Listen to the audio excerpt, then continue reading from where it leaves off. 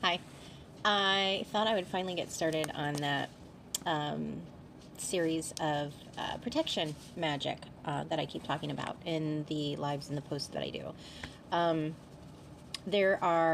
talk to, when I do my lives there, I talk to, or even through messaging, a lot of people who are just starting out, or they are becoming interested in learning how to increase their intuition. They want to learn magic.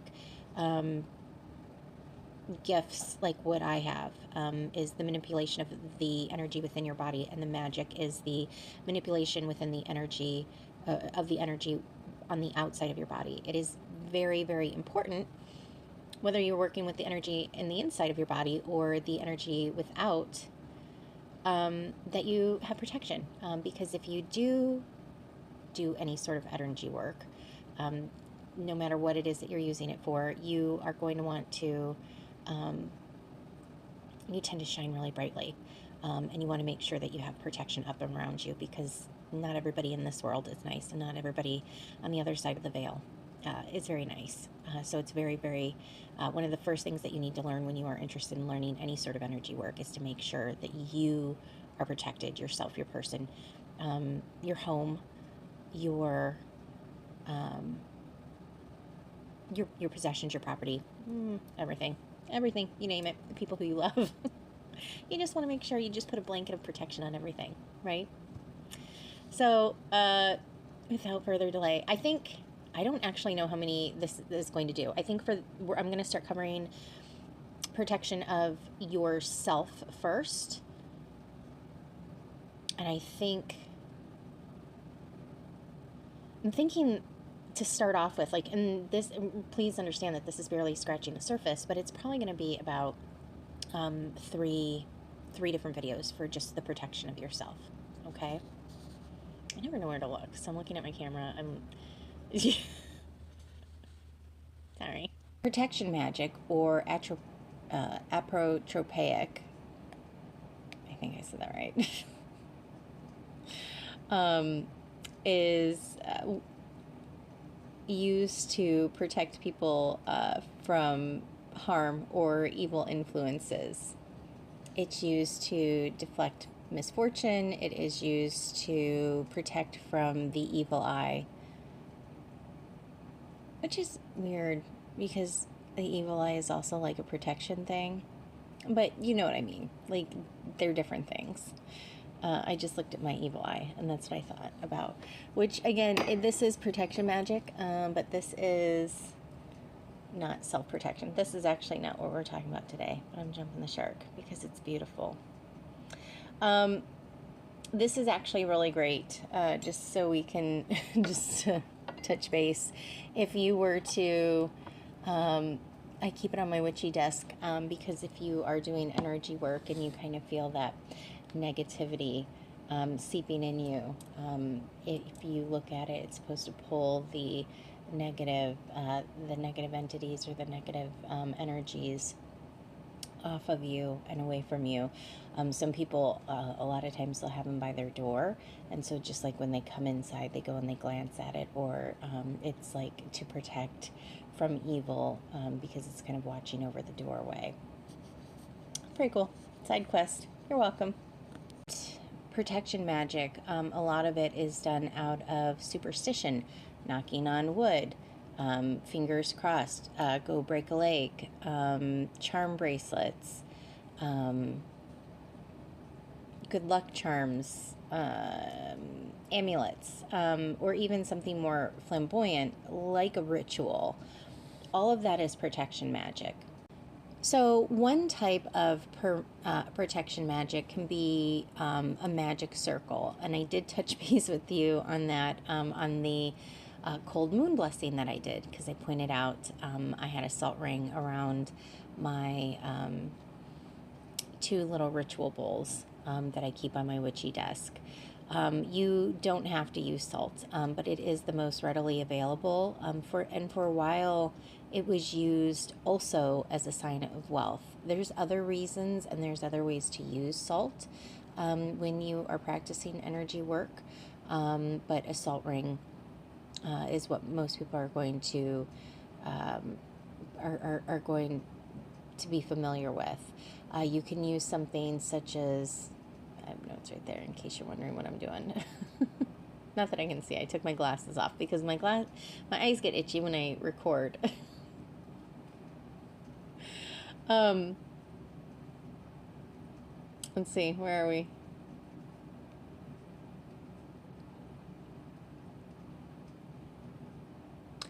Oh yeah. So the whole point of making a circle is that you are containing, or you're actually protecting, the magic that is being done within.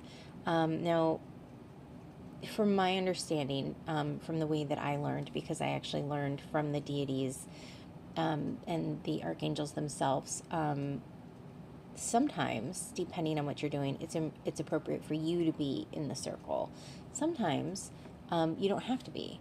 My blessing that I did today, there's snow on the ground. So the energy circle that I put around the fire pit, I wasn't in it. I just set that outside, and that way, the dogs could still walk around, and they could be with me, because God forbid I don't have my babies with me. You can use different items to create a magical barrier. You can, like I said, the most common is salt, but you can use things like flour. You can use rocks. You can use wood, and you can use energy. Now, I'm going to show you something, and I think this is something that it's not necessarily something that you can do, anybody can do right away, but it's something that you can do with practice, and I think you have a feel for it when you feel that it works, okay? A lot of times in my lives, if you hear me, if I'm not getting if I feel like the energy is off, because sometimes people do come on the lives and they have like a negative attachment, I will, in order to make sure that I'm getting the information right, I'll say, hey, let me put an extra little barrier up, right? So what I do is I have a candle, and I will actually create an energetic barrier, and then I whisper into the flame. If you come in peace, stay. If you come to trick, drain, or distract, leave now. And then I just let it burn down. When you are performing a circle, whether it is energetic, whether it's salt, whether you're using flour, doesn't matter, you are going to create the circle in a clockwise fashion. Okay?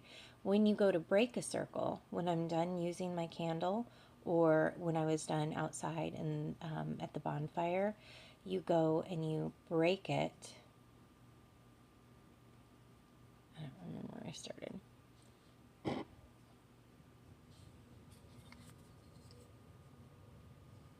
Counterclockwise. Okay. So like if you were to do a bonfire outside, and you did a salt circle, because in like the spring and the summer and the fall, I will normally just use like a salt circle, not necessarily an energetic circle. I normally just do that when there's snow on the ground, and the blessing is small enough I probably didn't even need a circle, any sort of energy circle, but it's really good for you to, it's just a good thing to keep in practice. So, if I were outside and it were like warm or summer and I didn't have all the snow on the ground, I would have sprinkled a salt circle, and I probably would have actually sat in the circle for something like that, because I normally would be out there longer, and I would meditate or like just spend some minutes in the quiet and the thoughts with myself, because it's not something I take time to do very often. And then when I go to break it, I would go and I'd pour water counterclockwise, okay? And it doesn't matter what you use. If you use flour, like you can sweep it, you can, just break it, pick up the sticks, pick up the rocks, and break the circle. But you want to make sure that when you break it, when you set it, you're always going to go clockwise, and then when you break it, you're always going to go counterclockwise, okay? Direction is important. Intention is one of the most important tools, but direction when it comes to energy work is very important. Okay. Okay. So the second thing I want to touch base on is actually it's head wraps. Hold on. Don't mind my tree. She's not done yet. She's just had her lights on. So head wrap. You can use, the point of the head wrap is to protect your energy, but also to protect you from energy. Okay, so if you were to, I mean, there's been times like if I was at my ex-husband's house and I was like, oh man, I forgot my head wrap. Well, he lives on a lake, so if it's like a holiday or it's really busy, everybody's out there, I've gotten to the point where I've ordered his house and it's pretty easy for me to be there. But when there's so many energies, sometimes it gets to be overwhelming. And so I've even used like his baseball cap, or he has like a scarf, like a bandana, that I will, in a glorious shade of orange, that I will go and I'll tie up my hair. You can use anything. Now, depending, all right, so again, intention is important, okay? If you look into some practices, some spiritual practices, they will tell you that if you are using, I took a note because it was pretty interesting to me.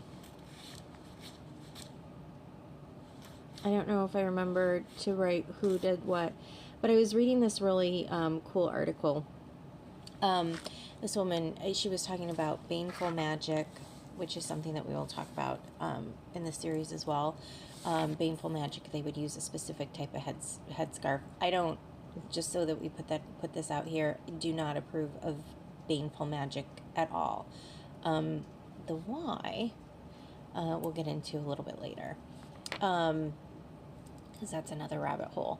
But so some people, some practices, depending on what sort of, what sort of witchcraft or magical craft you use. Sometimes they're like, if you are using protective magic, you're going to use a black scarf. If you're using baneful magic, you're going to use a white scarf. I don't approve of baneful magic at all. And the deities, from my experience, they don't want them doing it either. And I guess I am going to touch base on it. I think the reason is because I was actually taught by the deities and archangels. I wasn't taught by a physical person. I wasn't taught by social media. This was an awakening that I went through very much on my own, and the other side of the veil actually did a lot. They are the ones who guided me. They are the ones who taught me. And the ancient way of doing things is you would like petition your grievances to the gods, and they would take it into their own hands as to whether or not this was something that you were going to that you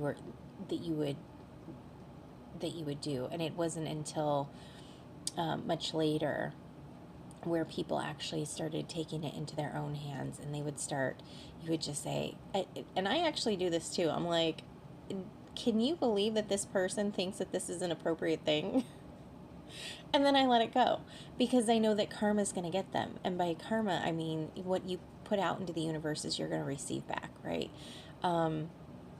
I don't worry about doing baneful magic, because I already know that the universe is going to make sure that everything is taken care of and everything is squared away. But it wasn't until much later, when people actually started demanding from deities and gods that they curse them, or do any sort of baneful magic, or even to be completely honest, even if you're like doing a love spell and you're calling in love from a specific person, you're taking away somebody's free will. You're trying to take away somebody's choice in the matter, and that would also be considered baneful magic. That's probably controversial, but I'm putting it out there.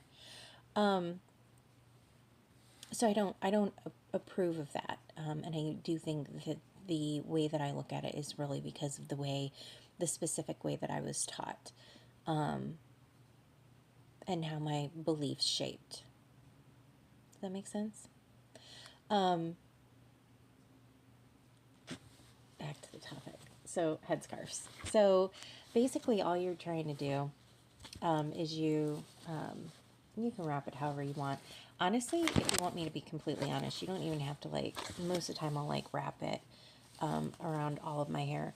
But even if you just like have your crown chakra covered, like keep it thick, or sometimes you'll see me.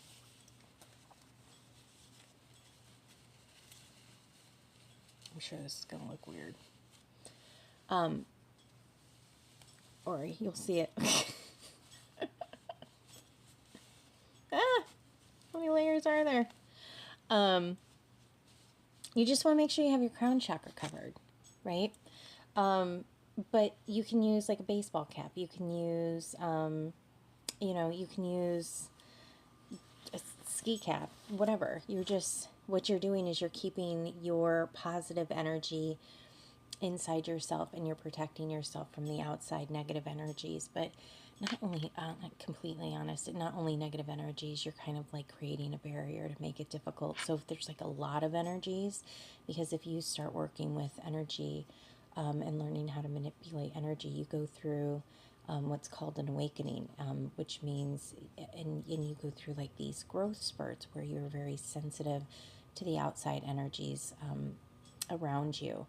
And that can just kind of help you protect yourself. Like if I were to go out and about to the store today, I'm very sensitive to the moon. So if I were to go to the store today, I would have wrapped my head up. If I was driving in a car, I would have wrapped my head up. I didn't have to because I stayed home. I put my lights on my tree. So that's something that I think is going to be very important. Actually, there's a couple people specifically who I know in my oracle readings are going through awakenings, and that's actually something that I wanted to highlight to them, because it's very, very important when you it's like one of the first things that happens to you when you start doing energy work is you start becoming more sensitive to the energies around you. So that's always going to be one of the things that you're going to want to concentrate on first. Okay, this is probably pretty long. I'm going to leave it there. I will do next week. I'll do another video on energy work, because there's so much more for your person. There's sigils. I write. Sometimes I'll need to write sigils on my wrist. Again, like if it's like a holiday, or if like we're somewhere where there's just like a ton of people and there's going to be a ton of different emotions, or a funeral, or where emotions are heightened, and where I might find myself struggling because I have emotions too. That's a good way to do it. So we have other things to talk about with your person, but then we're going to talk about ingestibles and herbs, and we're going to talk about protection of like your home and your property. Yeah, that's it. I hope you guys have an amazing rest of your day. I hope you guys make good choices, and I will talk to you later. Bye.